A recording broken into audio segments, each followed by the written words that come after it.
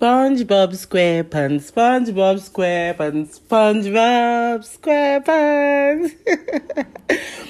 Okay, so we finally made SpongeBob SquarePants cake, and yeah, this was really exciting. All right, so we started by baking a marbled cake that had brownie marbled, red velvet, and vanilla cakes. So I had baked this cake a day before, and we made a buttercream, and we had to just make a simple buttercream cake. And to layer on this cake, we had a plain vanilla cake, which I had to cut carefully into 2 halves and rub another buttercream on each of the layers and try to layer the marbled. So it's not boring. You just don't want to have vanilla. It's more fun when you layer different flavors. And this cake, it's something I have to make to stand. Initially, when I was making this cake, I intended to make the SpongeBob SquarePants that is lying down. On the other hand, my assistant said, but can we just do the one that is sitting? I said, I didn't plan to do the one that is sitting. It's much harder to do that one. Yes, it's much harder to do the one that is sitting. In fact, the hardest is the one standing, because lots of constructions need to go there. So yeah, I just agreed finally to do the one that is sitting, and I had to double roll it, get some carton, neatly wrap it so that it can be a base. You just don't want to put soft cakes all that is that height on each other without separating it and putting a base. You have to put something that the next one will sit on, because we are talking about a tall cake here. So when I went ahead to trim it, but the more I trimmed it, the more I got more scared. Wow, why am I trimming this cake and this cake is shaking this much? Am I safe? I said, well, let me just go ahead and trim, then I'll put dowel rods inside. So I had to get this thicker dowel rods and I put the first one, and wow, this cake was still shaking. Well, I had to put the second one. It's not showing in this video, but I had to put the second one, so at least it will reduce the way it's shaking. And when I put the second one, I found out it was okay. It wasn't shaking that much anymore. If it was too much and there was this hazard that pictured, I would have put a third. All right, so we have to make the shape of SpongeBob. You know, SpongeBob, it's not really square or rectangle. It's a sponge. So we had to make those indents to give the shape. That was really, really stressful for me, honestly, if I must be honest, because I wasn't working with a template here. I was just working with the SpongeBob I see in my head. So I had to just carve the indents in a way that it would look SpongeBob-y, you know. All right, so we went ahead to make the cheeks, and I wanted to make these cheeks in such a way that it will not be showing out, it will be showing in, you know, a 3D effect cheeks. So that's why I had to roll some fondant and put in. I didn't even know if that cheek was too low or too high. The end will tell me if it was too low. In fact, this was a huge risk I was taking, because I basically did this whole cake without measuring. Who does that? Without measuring where the eye is supposed to be. I was just working by estimation and just hoping that this turns out right. Well, usually my estimations are always 80% right.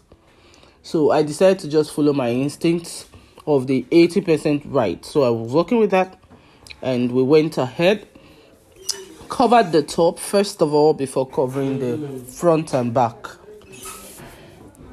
And I decided to trim the excesses off. And after which, the one that scared me the most, covering the front. And when I was looking at the cheeks I had made, it's like, what is bigger than one? One was looking actually bigger than one. I was like, God, hope this is not disaster I'm heading for. Well, let me just go ahead and trust myself like I had done from the beginning. So I went ahead to make the eyes. The eyes were not icing. They weren't. One was bigger than one. But I just decided to trust it. However, when you're doing 3D, somehow, things just fall into place. Somehow. So I just still trusted it. I didn't measure my eyes, but I know that they were almost equal, although not so round and perfect. So I covered. The first time I was using knife to trim the edges, and it was the most uncomfortable thing for me because my fondant was soft. Yeah, it was soft, and I just literally had 2 hours to deliver this cake, and there was no time to start making another fondant. I had to work with it carefully. I rather chose to work with it carefully than make another one. No, there was no time to make another one. So I'd rather be careful. So I trimmed up the edges carefully, and I demed the knife. I had to use scissors to really work fast. So here I am pinching the edges, which I would further make indents because I really need to make those sides of the Spongebob pop out, like those places that are going in, Yeah. I had used my fingers to poke these indents, those holes in Spongebob. I used my fingers to just kind of poke it. And then I realized after placing the brown down, I remembered I made a mistake. I should have made some ruffles at the down part of the yellow. Wow, I had made a mistake. I said no. Then no stopping me. So I had to cut what looked like that and placed on top of it. The thing about a perfect design is once it comes out perfectly, people will barely even notice that this was supposed to be here and that was supposed to be here and this was supposed to be here. So just trust your instincts and go ahead. Apply what you can apply. This is sugar art. You're free to do what you can do, and you're free to, what's that? Tweak. Whatever it is. You're just free to do something. Like, you mustn't follow it exactly.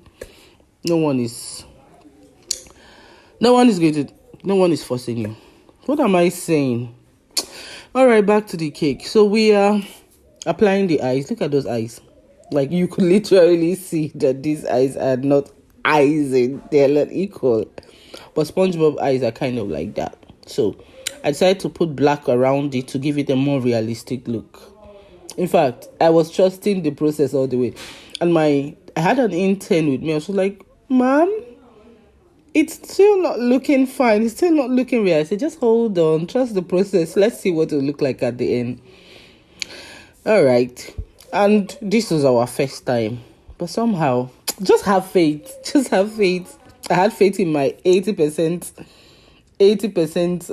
what do they call it, chance that it always turns out right. So I had more faith in that. And immediately I poked those freckles on the cheeks. I was now sure that this cake is going to turn out right. Well, it started looking more realistic, more real. So I had to apply the lashes. Immediately I put the lashes, I said, no, this cake is coming together. Yes, it is coming together. All right, so we forgot one tiny little piece. And that was the color. I really, really forgot. I was like, what? How did I forget that? But it still looked beautiful without the color. So this, me adding is that supposed to be the belt? Like, going in and out and in and out, So I added the belt. And we're about to make the feet. I had cut dowel rod about the size of the legs and wrapped it in yellow. And here I am wrapping in white to create, the socks, that part, yes. So there's the red line and there's the purplish line. Oh, I had to put those 2 lines. Although this is not purple, but I had to create that. So we're trying to create an impression of the leg here. And what is holding this is the dowel rods, the thicker ones. And I had already made the shorts already. The part creating the shorts, yeah. That's the part reflecting the shorts. Yeah, so I'm fixing the tiny ties, and I'm trying to make the oversized shoes that has heels. God, a guy wearing shoes with heels. Spongebob must really be something.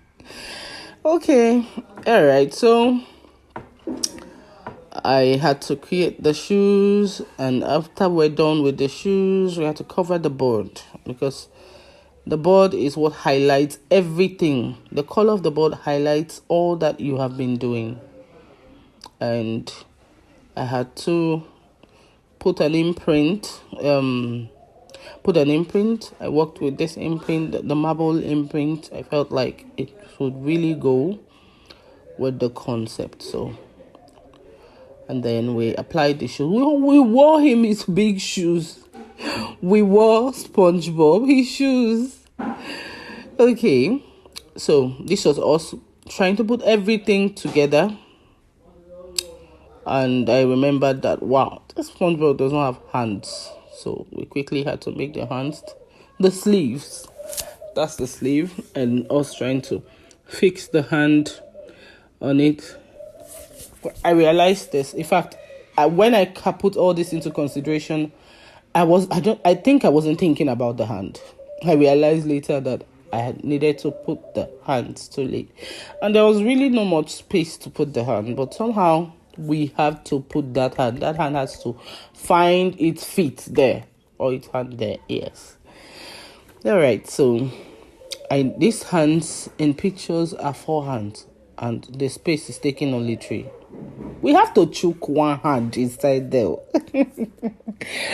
All right, so we ended up finding a way to put the hands and us writing happy birthday. I needed a color that is away from everything to be able to make it pop. So we made royal icing and used it to pipe the happy birthday. And I've written happy, and I'm looking for actually where to write the birthday. I saw that the other part won't really contain. So let me just put the happy birthday on just one part, and then write his name beneath, and write the age at the center. Maybe that will make a lot of sense. So we did that. Went ahead to do that, and his name is great.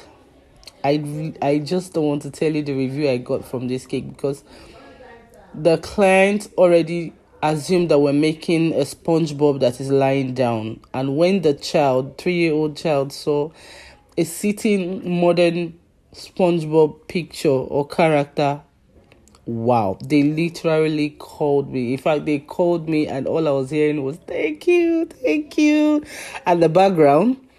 And the boy had to talk, thank you, auntie, thank you, I love my cake. Well, that is the most fulfilling feeling for any baker. That's the most fulfilling, I don't know, that is so sweet to our soul to hear that your client loved it and really appreciates it, and in true appreciation, yeah. So, have you seen 80% optimism, that we're optimistic is going to turn out right? I'm sure you're seeing it did turn out right. It really did turn out right. We started up with nothing, no measurements. We just hope that at the end of the day, this is going to look okay. So here you have it, our beautiful SpongeBob SquarePants cake. Please don't forget, if you love this, don't forget to subscribe. Turn on the notification bell so you're among the first to receive what we post. And we'd love you to send us some suggestions of what you'd love us to do, from cakes to small chops. On this page, you're going to learn a lot. That's why I need you to turn on the notification bell. Please like this video. It's important that you share it and subscribe. So look at that SpongeBob. It's literally like, what?